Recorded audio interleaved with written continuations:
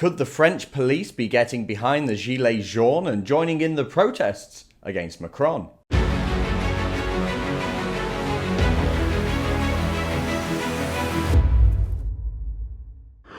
From my coverage of the Gilets Jaunes protests in Paris, which you may have seen, it was clear that the police were being ordered to use a really, substantial amount of force against the people that were out there protesting. They were throwing tear gas and firing rubber bullets, and of course I was there without any goggles, so that hurt. It was really intense, really intense. I've never seen anything quite like it, but I did get the impression, despite that, from some police officers that they understood the protests, and some of them were even sympathetic, and of course they're going to be, because the police, just like here in the UK, they're just normal people. They are just normal people, and they experience all the same high taxes that everyone else experiences, and they have their own issues when it comes to payment. Now, it resulted in some members of the police even removing their helmets in protest during the protests over the last few weeks, and now it looks like this movement of police officers getting involved could go nationwide, and that would mean, some serious implications for Macron, wouldn't it? Now, police forces are being urged by the union bosses in France to protest against the cuts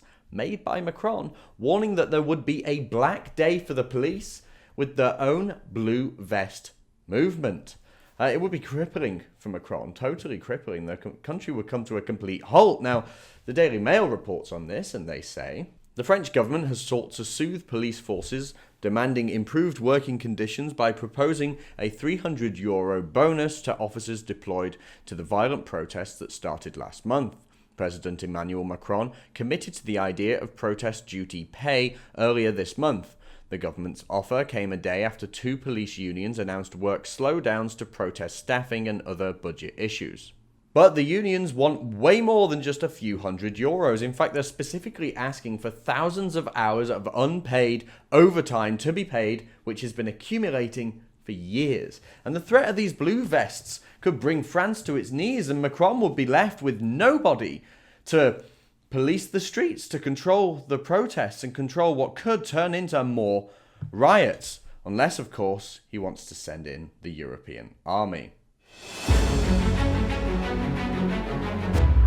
There really is no way for Macron to win here. He can't end this. Even if he does give in to all these demands from the yellow vests and now from the blue vests, protesters will see blood and they'll know that they can just bring the presidency down. If they can do that, they can bring the whole thing toppling down. Macron cannot win, and his leadership has become untenable at this point. The righteous anger of these yellow vests won't disappear until justice is done, until the people out there protesting are represented by somebody who understands the life of normal people. Macron doesn't. That's what I was told when I was out there covering it on the streets. You can find all those reports at rebelfrance.com. People told me that they won't stop protesting until Macron is gone. It's as simple as that.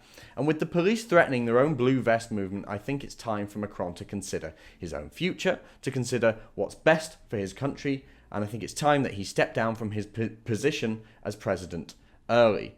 He needn't worry though, I'm sure he'll land on his feet, and at the very least he can live off his wife's pension. If you'd like to find out more about the Gilets Jaunes, you can find all my reports from Paris at rebelfrance.com. And if you like, you can even chip in to help us cover the costs.